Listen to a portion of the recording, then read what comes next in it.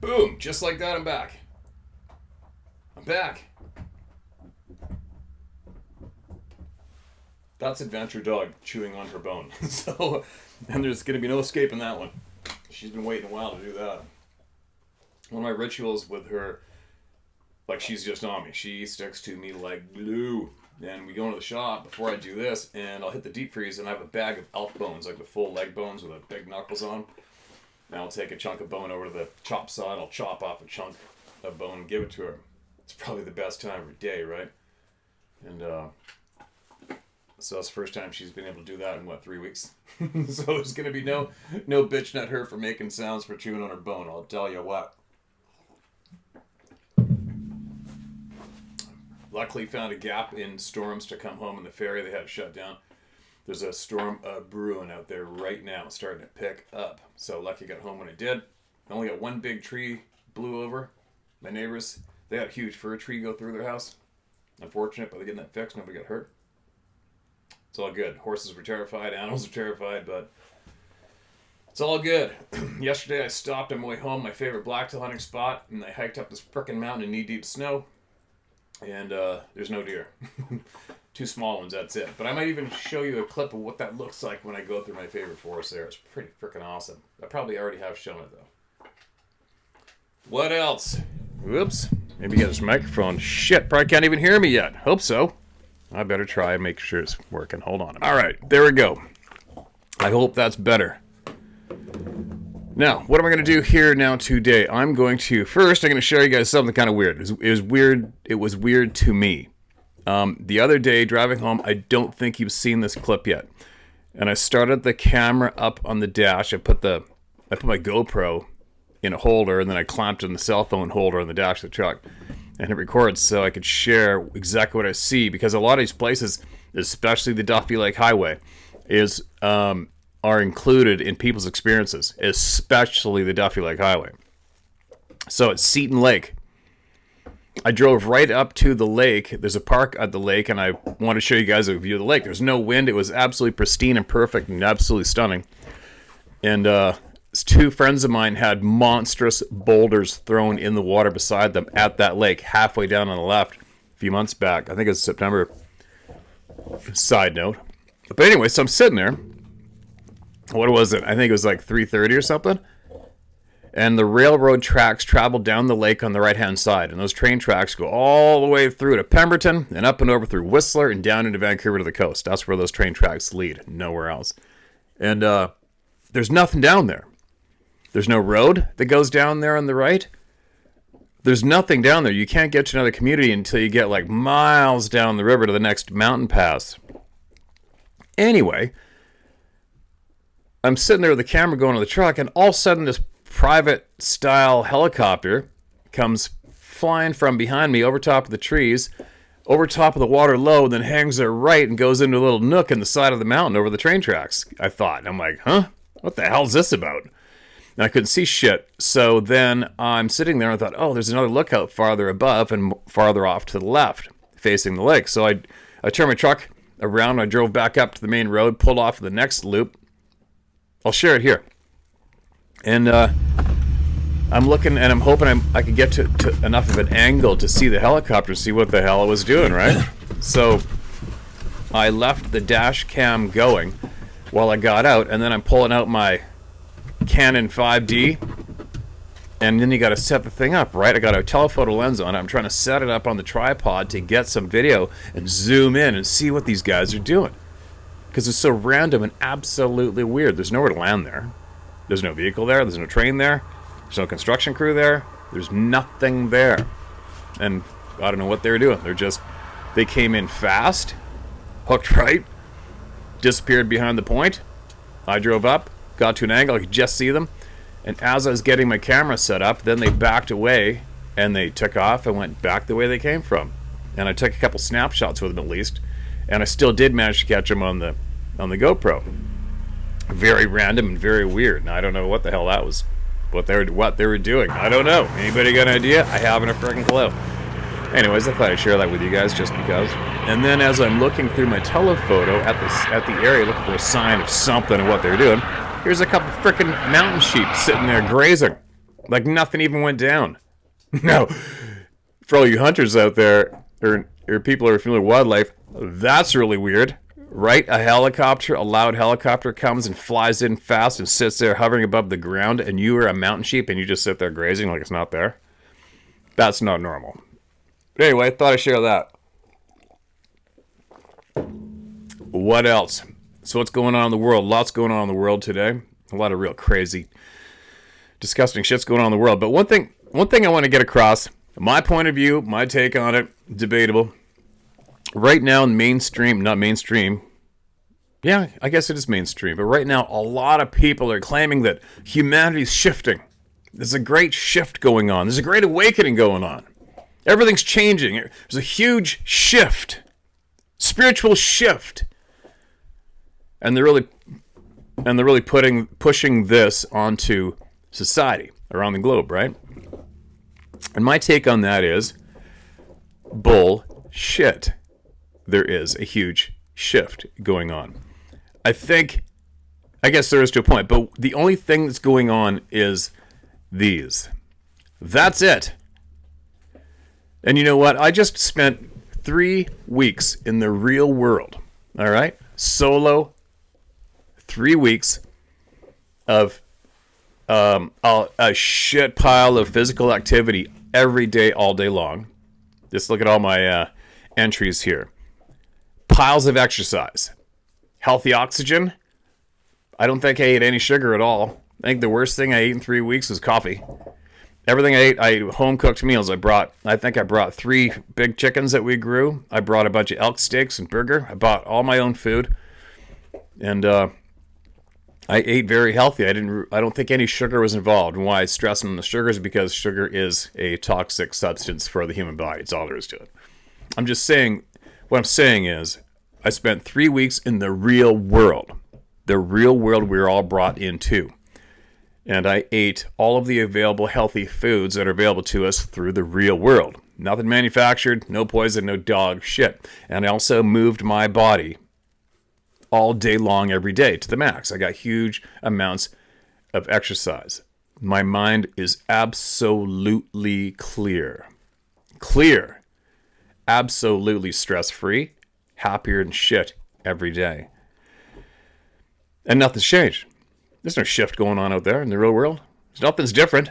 There is nothing different at all. The only way there could be something maybe different and a big shift is if you use these things and stare at these things. Right? For those who just got in and missed it, that's the dog chewing the bone under my feet. You know what I mean? I think the thing that's going on right now is the main governing, controlling feature to our existence today is the monster that's been created, which is government control, right? Obviously. And now that these little devils are out here, everyone is communicating easier and instantly. And a lot of people have a voice that before there was only a select few voices society got to listen to on the radio or television. That's it. Or newspapers. That's it. Right? So I have a funny feeling that the only big shift, the only real shift that's happening right now is information flow. That's it. And I have a funny feeling that the people who are getting caught from being real evil and dark and dirty and manipulating our thoughts, controlling what we know, what we learn, what we share, they are trying to counteract, to cover their asses in a way by possibly creating this great big mythical shift, spiritual shift in humanity. No, there's not. There's no shift going on. Trust me. I just spent 3 weeks disconnected in the real world, eating real food and being very healthy the way we're intended to be, and there's nothing different going on in the real world. Nothing. It's all this horse shit here. The majority of it, right? That's what's going down. So, whatever's going down, they're calling it what they're calling it, but what it is, it's just the next game play. Right? Got a handful of people, apparently in the mainstream eyes and news, coming forward to be the great saviors of free speech. Gonna make things better for everybody, but in reality, they're all members of the same machine, right? Don't you think? Don't you think? The same machine is going forward. The same machine has its wheels fully greased. They're not slowing down. It's just going in different directions. And I think they are countering information flow to somewhat cover their asses and maintain where they are at. Still in control. But there's no great shift going on. There's no great awakening going on. That's a bunch of horse shit. You think I'm wrong? Go spend, I don't give a shit how many days, go spend a few weeks in the real world right now. Thinking clearly and being healthy, being disconnected from the bullshit, and take a look at the real world and really what's going on. Sure, the weather's a little different, but the weather's been different since time began. You know, there's a lot of places that are claiming it's global warming. It hasn't been this hot since for the last time it was this hot was 140 years ago. Oh wait, what? Say that again? It was this hot 140 years ago? No taken, right? It's just a pulse. This whole globe. I said a globe. It's just pulsing, right? Pulsing in and out with weather patterns. Weather patterns, whatever you want to call it, at various stages of the world being hospitable to life. It's been going on for who knows how long, right? Who knows how long it's been doing that. Anyways, I just thought I'd give my little 2 cents on this big bullshit fed line that mainstream's feeding all of us today. To prepare yourself for going through big changes. Nah. The monster's just coming at us from different angles. That's all it is. But the real world is still exactly the same. Trust me, I was just there. Now, all right, here we go. Let's get into her. Get into her. Hear from the people, the real people. Now, yes, that's Adventure Dog chewing on her bone. She missed me so much. I felt so bad for the doggy. She can do whatever she wants down there. All right, here we go. Listen to this. Just have to go outside and get rained on for a minute and get some shit. But anyway, here we go. Listen to this one. This is titled Dogman at Camp Kickapoo, Mississippi. It was 1961 or 62 at Boy Scout camp. I was 10 or 11. It was the third day, and a group of us were in the woods working on a merit badge with a junior scout leader. I'd walked ways from the group to take a poop. I had my pants down at my ankles when the woods went deadly quiet. No bugs or birds or anything, and I felt someone staring at me. I felt uncomfortable with my pants down and all. I wiped my ass with a large leaf and stood up and began to look around. It was July or August, and the trees were full of leaves. Visibility was poor to nearly non-existent. When I saw a large German Shepherd head peeking around a 10 to 12 inch oak tree. Ugh. That would suck. Being a dog lover, I made kissing sounds and a whistle to get its attention. And it was then that I noticed the head was 10 feet above the ground and felt a sudden fear overtake me. Being 11 years old, I didn't know what terror was, but soon learned. I was frozen in place. I couldn't move a muscle. I began shaking, with tears rolling down my cheeks. I tried to yell, but only squeaked. I must have fainted and woke back up at our cabin, lying in my bunk with my... I must have fainted, and I woke back up at our cabin, lying in my bunk with my scoutmaster shaking me awake. I was too scared to talk. He asked where I'd been, but I couldn't answer. All I could do was blubber.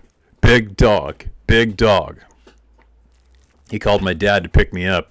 I tried to explain to my dad when he got there what had happened, but it sounded stupid even to me. So I finally quit and rode home in quiet. We never spoke of it again. That sucks. We don't get too many dog man emails sent to us. I don't sift through them. They come, I read them. It's not us. It's not me doing it. I don't know why, but it is what it is. Do I believe they are real? Yep, 110% I do. 110%. And my stance is still firm on these dogmen things. If I see something that description staring at me in the forest, staring me down, and I'm armed, we're not going to play fetch sticks. We're going to play catch the lead in the head. And that's my firm stance until somebody can convince me otherwise. So, appreciate you sending that in. I feel bad for you for having your being isolated with that experience and no one to talk to or share it. I hope this helped you out sharing it here. Email us back again. Anytime. Man, the storm is raging outside. This next one's titled, I Can't Believe It Happened Again. Mr. Isdall, I send you greetings of peace. Shalom. Try to explain why I'm using this email address and not the normal one I had for umpteen years. The I-12 cell phone I had was stolen out of my truck cab this past March, and all my information and my accounts were sabotaged, and I lost access to everything. I'm not tech savvy, so please forgive my ignorance about this type of thing. Currently, I'm using a Samsung Galaxy phone, and it's definitely not the quality of the old iPhone. Okay, got your email address sent. I provided that so you can look up my old correspondence with you. Attached is a picture that I took recently, November 13th, 24. I almost didn't send this until I was told by a friend to take a closer look at the anomaly. I sent you a picture of a sunset in February or March of this year, and you had a second listener that had sent in something very similar to my picture. I was only taking a picture of the moon rising up in the east, and I unintentionally captured what looks like a pair of lights that have no reference to anything that was in the sky at the time. I have taken the picture and cropped the picture that you can open and expand the picture and see things that I'm not sure what it may be. I apologize if this is off topic, but I had this happen earlier this year in late winter. The details are atmospheric conditions, clear to partly cloudy, facing east, 90 degrees. Time of day was 6:12 p.m. Eastern Standard Time. Ambient temperature was near 70 F. Location is the Walmart parking lot at MLK Boulevard, New Bern, North Carolina. I was standing in the parking lot with the moon as my only subject. Please keep my contact information confidential as I have a plethora of more information about the forest people and have not had the time to compose that to email form. Hope you have a wonderful Christmas season and Happy New Year. Trump, baby, Trump. All right. And I hope you have the same. And there's the photos. I will. Hope I remember to stuff these in the video, right? Because I don't think it doesn't work too good when I do it that way, does it? Yeah. I'll put them in the video.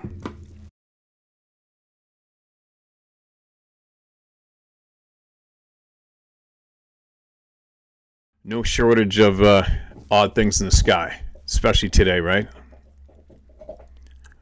And again, for all you latecomers, that's the dog chewing her bone down underneath the desk. I'm going to let her do it, whatever. She's happy. Open right now. Bracket, portals, and bracket is the title of this next email. Remember the Malaysia flight that went down in 2014 and nobody ever found any pieces of it? And then they went looking in a totally different area, spot of the ocean? Well, there's a guy and his last name is Forbes. And I recommend you watch him on Redacted, or his own podcast, or the many others he's been on. You'll not believe what the hell is going on. The United States did that to that plane because of 20 different people that were on the plane from one company, and the United States needed them. So before China and Russia could get a hold of them, they did this to the plane, and I'm not going to explain it. You need to watch it. It's absolutely insane. And the Navy guy that leaked the video footage has been in prison since then because what he showed was our ace in the hole. And now Russia and China know that we have this technology. Just watch the video he has and you're going to be absolutely dumbfounded. All right. Sleuths, there you go. And I get some time, I'll check it out. The other thing that brings to mind for me, 1, 2, 3, where are we here? Sorry. I listened a while back, I listened to a truther guy on Rumble. Forget the name of the damn channel, Canadian guy. And He was going after everybody hardcore, especially during the CVID shit. He goes after the government a lot. And he had a guy on there who claimed, I don't know if this is the same plane or not, but it sounds familiar. Because there was a plane, I believe is in Malaysia. And it was being held there for a long time. And he said it was full of gold, physical gold, stolen gold from one country to another or something. And he shared that that plane was actually physically moved to New Zealand or Australia to finally get the gold out of that country and the theft completed. I don't know if that's the same error. I don't know if that's the same plane, missing plane or not. I think it might be. I don't know. I have to look into that.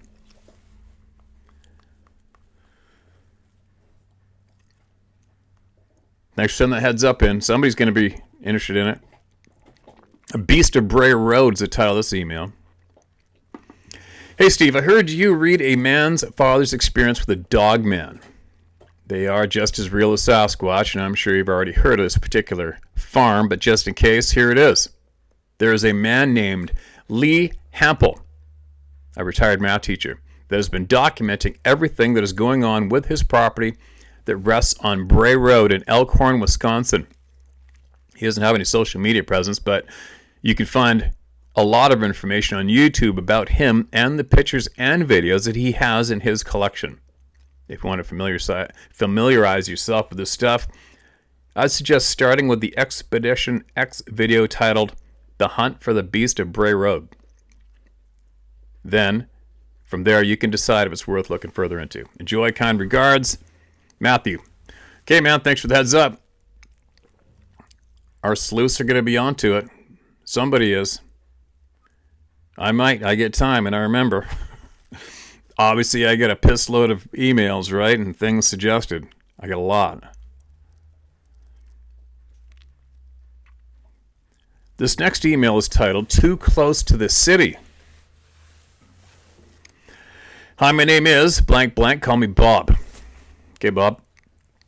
I've been watching your videos for a while now and decided people need to hear this story. It's a bit long, but trust me, it's one for the books. I've been involved since the age of 8 with all sorts of outdoor activities, from the Boy Scouts to outdoor survival training through several departments over many years. Being outdoors and tracking targets has been my work. For reasons you will read next, please leave my name out. Gotcha. This thing's still on, yeah. Sorry. I live just outside city limits in Charlotte, North Carolina, on a few acres of land with a good-sized creek and hundreds of acres directly behind me, which connected to a greater amount of heavily wooded and undeveloped areas. The quality of deer on my property was incredible due to the abundant wild berries behind my property and other fruit trees and plants. Soon after moving in, my friend and I began hunting the property, and other than not being able to kill a few deer, we shot everything. Everything was normal. A couple typos maybe. Dust in here. After a while, my friend that works for the State Department began working longer hours, and right around that same time, I began having health issues, which left me unable to move well for the better part of the day, and therefore we began to hunt later. And eventually we decided to invest in night vision scopes after not being able to hunt one season. Soon after we began our night hunts, we began to experience footsteps in the woods, and my friend was constantly approached on the stand by someone walking on 2 feet. I should stop here and say we had built wooded hunting stand about 12 foot off the ground, which was enclosed, other than a small 2 foot by 3 foot opening which faced the creek about 100 yards away. My friend on several occasions asked me if I was messing with him by walking up to the stand and just standing there, then walking away. At one point, we both thought it was maybe a neighbor, which would be odd. Either way, we continued hunting, and every so often we would lose a deer. We'd follow the blood trail and find where it stopped, but no deer and no blood after that point. After some time, I also heard someone walking right up to the stand to my right, stop, then walk away. This went on for about 3 years. Then one night I saw something which took me about 4 years to not only come to terms with, but to find a way to explain it. I had approached my closest neighbor and told him we'll be hunting coyotes. And if he ever saw a green light on our property, that meant I was out there hunting and he should keep away. He told me not to worry because he would never walk onto my property, and more so late at night. I believe it was the second week we had the green light up when I saw something move from right to left at an impossible speed and make a 45-degree turn by a tree about 5 yards away. Whatever I saw was small. At first I thought it could have been a coyote because of the color, but the way it moved and the speed just didn't make sense. I spent years on the internet trying to find something that moved that way. One was a purple octopus cartoon, and it moved by doing cartwheels. About 4 months ago, I saw a video of a chimpanzee doing almost exactly what I saw that night while playing with other chimps. But about the same movements, just not as fast as what I saw. We kept hunting, and we both kept hearing odd things, such as the walking, talking, and even some running, and always attributed it to a neighbor simply because they would walk outside sometimes and smoke. After some time, my friend and I decided something was most definitely going on, and we should set up a trap or whatever it was, and we would do this down by the creek, which we thought would be the best place since the 2 metal stands there sat on the elevated bank, making them about 20 feet off the creek bed. And this is the frustrating part of this all. The only funny we find in this was the reaction of my neighbor. As we're out in front of my house getting ready for the hunt, later that night, one of my neighbors that's hunted with me before walks up and decides he'll join in. We made our way to the creek. My neighbor asked me if he can sit alone in one of the stands. My friend and I sat together on the other stand. So he invited himself hunting and then claimed a whole stand for himself. That's pretty bold. We must have sat there 3 hours and saw nothing, which was extremely odd, and also heard very little. And all of a sudden, my friend and I began to hear someone running clearly on 2 feet. Then it ran into the woods, and that's when all hell broke loose. Whatever this was sounded as if someone was in a small car, turned off the engine, then drove the car into the woods. The sound of wood breaking and flying around was absolutely insane. My neighbor sitting to our right, furthest from the noise, must have shit himself and turned on his 1 billion candlelight flashlight, and the running stopped. I immediately told him to turn that shit off, and even though we sat there another hour, we never heard or saw anything again that night.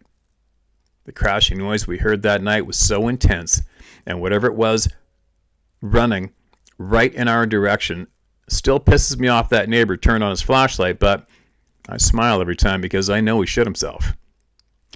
And do not misunderstand. I didn't shit myself because my ass went full watertight on me. I know without any doubt that smaller thing I saw run across my only field of view was a juvenile Sasquatch or a chimpanzee. And I will have to assume that that thing running through the woods by the creek must have been a daddy or a mom. I hunted a few times after that, and so did my friend.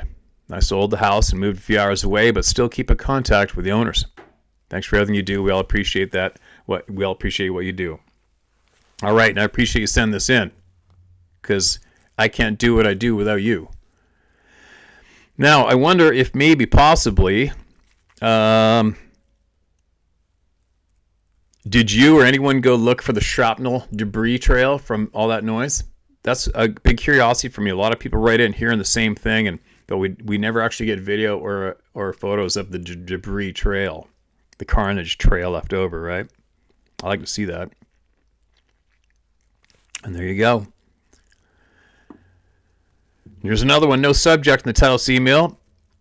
Brother, my story is so long, I feel foolish even trying to get my words right. Maybe one day we'll meet, or I can just break down the best part of what's happened. Excuse me. Main thing I want you to know is how much you're helping people, myself especially. I've been tormented and still can't sleep very well at night. I'm so proud that you're doing what you're doing because people need to know about these effing critters. My story's a little different than what you're used to, and I'm very damaged from what happened to me. Maybe we can talk on the phone and you can get a glimpse of what happened to me. You can reach me on Facebook Messenger, which I frickin' hate Facebook, or you can text or call, or you can leave me a number, whatever, my brother. Keep doing the good work. I'm so happy you're speaking out for us people that have had very traumatic experiences. Godspeed, God bless you, my brother. And you too, man. So that'll be area code 270, wherever that is. I'll mark this as look into. One sec.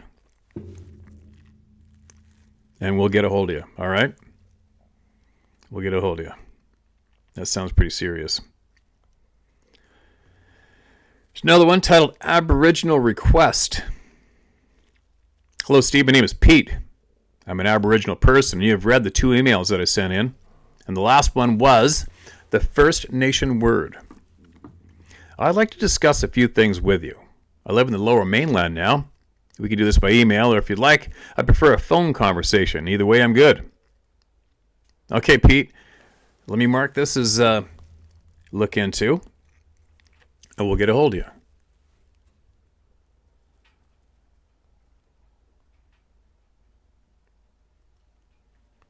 Here comes another one. This is titled My Experience. First of all, thank you for your channel. You're doing what should have been done long ago, but for whatever reason was not. You're very much appreciated. It's too easy, my man. Too easy. I'm a pretty grounded person. I work hard, but I do take my time to enjoy the world around me. I hiked from a very young age with my parents.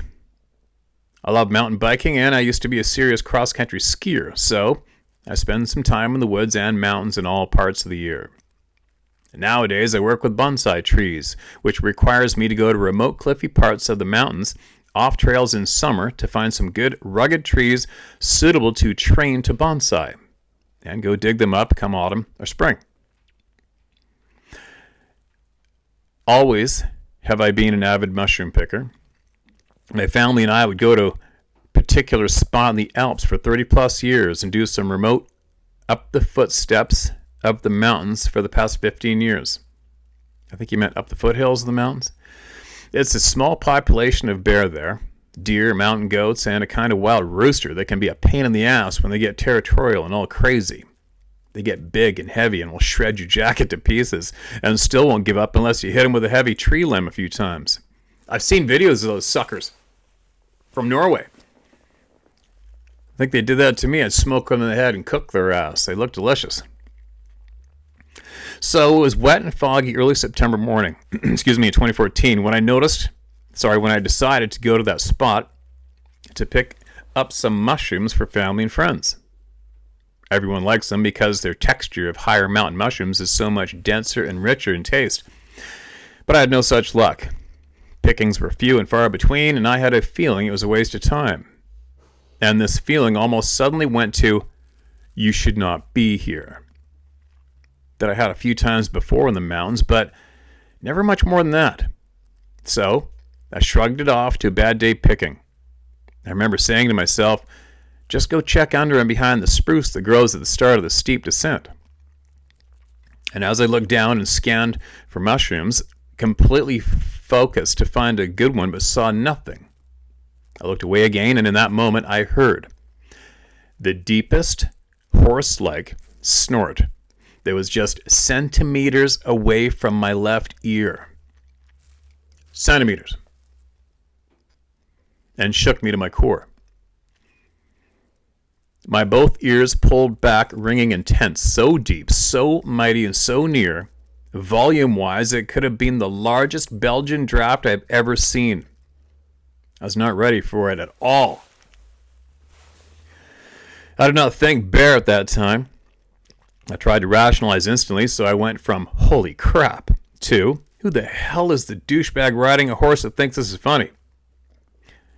I looked the way the sound came from, and nothing.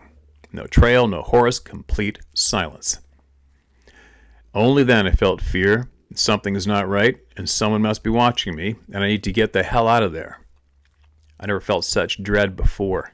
Feeling hopeless, feeling being caught, and there's nothing I could do now. I spoke to my parents, but they could not help me. They said nothing like that ever happened to them. I would not speak about this to anyone. I would not speak about that to anyone if it was not for you, Steve. I felt alone. I still am alone in this. But I don't mind telling my friends to be alert in the wilderness.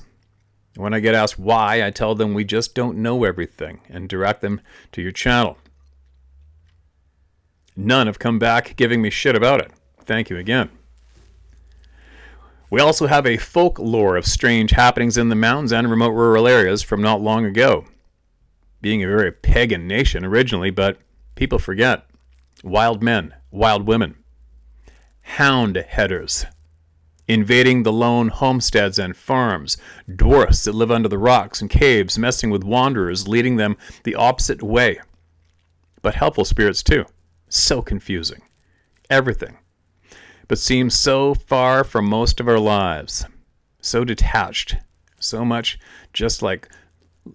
like just stories.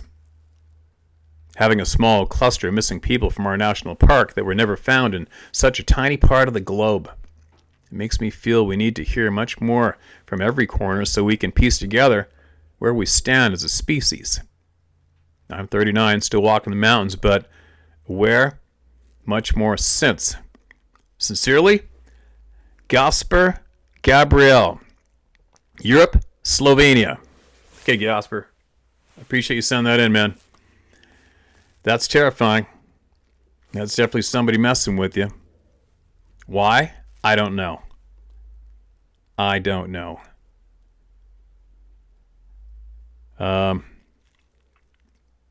definitely brings me back to one of our members here that shared an experience from years back in their tree stand in the dark waiting for first light and way up off the ground, and something hawked a big spitball in the back of his neck. Spun around, nobody there. How frickin' creepy is that? That's making a bit of a statement too, right? That is making a statement and a half.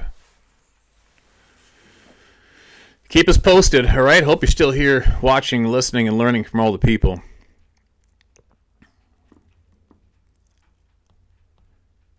This next one's titled, The Most Confusing Sleepless Night in the Woods I've Ever Had.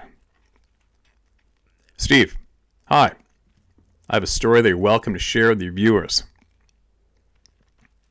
This took place a few years ago with a longtime friend who's a retired police officer. I'm former military. We both decided to camp next to the headwaters at the base of the dam on the Tugaloo River. This river feeds Lake Hartwell in North Georgia, USA. We arrived midday, loaded up a boat, and fished up and down the river most of the day. We were both carrying sidearms, and were warned by the local game warden about black bear on the west side of the river. The west side of the river was lush, green, and dense woods. We set up camp about a quarter mile down from where we parked. We cooked some new potatoes, grilled steaks, onions with garlic, and ate like royalty while sharing stories about the good old days. This is in July. And it was hot as hell on that riverbank, and then it happened. Let me set the scene for you. We both had our own tents about 5 feet from each other, and I think we fell asleep about 11 p.m. It was hot, and I was pouring sweat when I hit the sack. It was pitch black outside. We were on the west side of the river, up on the sandy bank about 30 feet from the river's edge. And the next thing you know, I'm awakened by the most awful noise I've ever heard right outside my tent. It sounded like growling, howling, heavy breathing, and barking all at the same time. It startled me because of all the times in the woods I've never heard anything like it. It sounded as if something was trying to figure out what kind of animal it was and had an identity crisis. I shouted out to my friend and said, "What the hell is that?" He said, "I don't know." We were both reading each other's mind because I said, "I'm coming out of this tent. Are you ready?" He shouted, "Yep." We both come out of our tents with lights and pistols drawn, only to see nothing. I had a bright light and looked everywhere and saw nothing. Confused, we both figured it was some sort of raccoon or small animal. and figured it probably wouldn't return, so we both went back to sleep. A little later, same thing happens again. I can hear this thing breathing and snarling right outside my tent. So we both get out of our tents again and see nothing. We look around at our belongings and nothing's disturbed. Confused and tired, we both went back to sleep, and just as I was nodding off, I hear a huge crack and a thud that shook the ground under my feet. I was just going to say, did you look up? That shook the ground under my tent. Now I'm getting mad, confused, and tired. We looked out again, and I see a branch in the ground back in the woods under a tree about 50 feet away, and figured it must have fallen. We finally got some rest for a few hours. My friend and I talked about what the noises could have been and what kind of animal could have made it, but never really found anything concrete. Then fast forward to 2020, and I find your YouTube channel. It made me think about that weird night on the side of the river. We never heard footsteps or anything moving. When we come out of their tents, I've hunted hogs in the swamps of Macon County in Macon, Georgia. I've watched wild hogs, deer, coyote, and bear walk under my stand in the swamp. Everything makes noise when it moves. But this thing made no noise at all when moving. That's my story, Steve. I hope you enjoyed it. Feel free to share it with your viewers. I really enjoy your channel and the work and effort you put into this. You're doing wonderful work for all of us. And I want to say thank you for what you do. The fact that you take the time to share your life means everything. Take care and God bless you. Scott. Okay, man, I got you, and I'll check that out too, what you left at the bottom. I hope by now, listening to all the people, you got somewhat of a bit of an idea how this shit can go down, how they can do this. But what's up with the thump and the broken branch? Right? Was the thump from feet? Probably not the branch. Only a tree can hit the ground and make the ground shake. Right? Now, did I read this?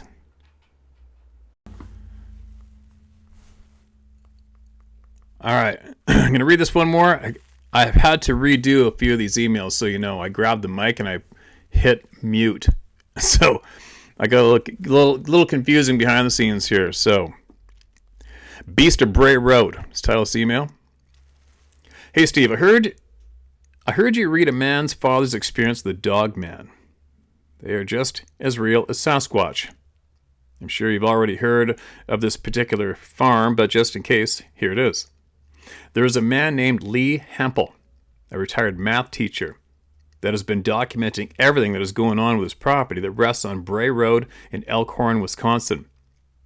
He doesn't have any social media presence, but you can find a lot of information on YouTube about him and the pictures and videos that he has in his collection. If you want to familiarize yourself with this stuff, I would suggest starting with the Expedition X video titled The Hunt for the Beast of Bray Road. And from there, you can decide if it's worth looking further into. Enjoy, kind regards, Matthew. There you go, sleuths. Dive at it. Dive at it. See what's going on there. That's not the Skinwalker Ranch, I don't think, is it? There you go, shared. All right, I'm going to go one more. One more. One and only encounter is the title of this email. Let me say that I believe and feel you and your mission to inform the people of these beings. Steve, you're absolutely the best, and I enjoy all your videos and the message you bring. Appreciate the kind words. And it's nothing without people like you, again. As for my experience, well, it was September, October of 1970. My battalion had been called up to deploy to Vietnam. We're going through some intensive training to get ready to deploy. I was a PFC at the time, and being the only one trained as a scout, was a squad leader and in charge of a 6-man squad of scouts for the cavalry company. We were in old-growth forest of Fort Jackson, South Carolina. It was dark, very dark. Orders came down from my squad to scout ahead of the main body. We were up against an aggressive force of trained Army Reserve Rangers. We moved ahead slowly and as quietly as possible. I moved ahead, now 300 yards in front of the main body, to a very large tree. I got in the prone position and watched and listened, and all I could hear was silence. No bugs, no frogs, no nothing. I watched for 3 or 4 minutes. There was nothing. I put my hand down to push up, and all hell broke loose. What I put my hand on was a booger's foot. He roared so loud I couldn't hear for 10 minutes after that. Well, I shot up, yelling for my squad to retreat, all the while firing my M16. Don't worry, there were blanks. Well, with all the gunfire and my company rushing toward me, the creature ran off, destroying everything in its path. About 20 minutes later, I heard a group of men, all dressed in black fatigues, showed up, taking measurements, asking a lot of questions and telling us we could never talk about what we saw. I found out later from my platoon sergeant that it was a 8'11" tall and estimated to weigh in excess of 900 pounds. I don't think I wanted to hurt anyone. I think it was just curious. Hope that helped someone. I know it helped me to tell my story. Great job, Stephen. Thanks. Wow. I wonder what that must have felt like, touching that foot. That's crazy. I wonder how many people that were there too that night are listening to this channel. Surprised they didn't threaten you to make sure you remain in silence. And there you go. More members in the club. It's endless.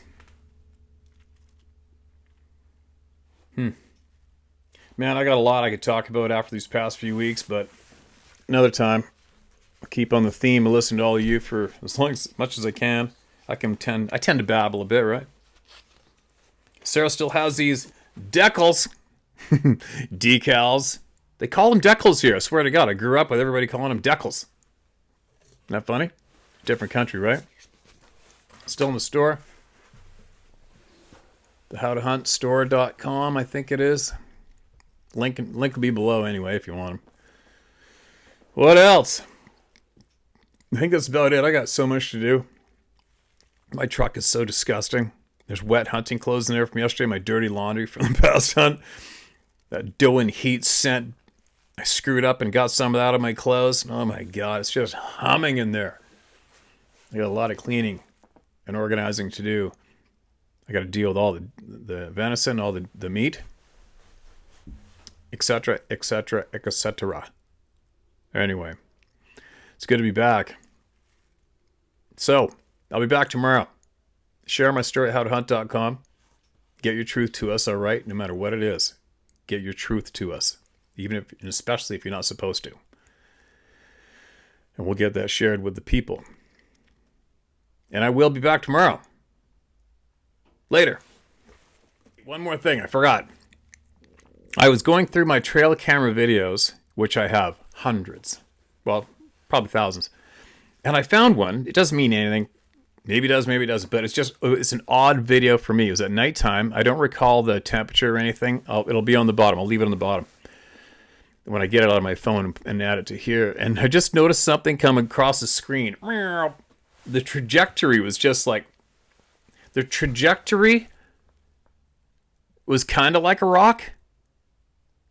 I can't tell what the hell it is. It just seemed really, really, really odd. And I slowed it down and watched. I'm like, wow, that's kind of weird. Doesn't seem like any kind of a flying insect that should be out in the minus temperatures. You know what I mean? It's just a really odd one. But anyway, so I thought I'd share that too. Here you go. Shared. And now I'll be back tomorrow. Later.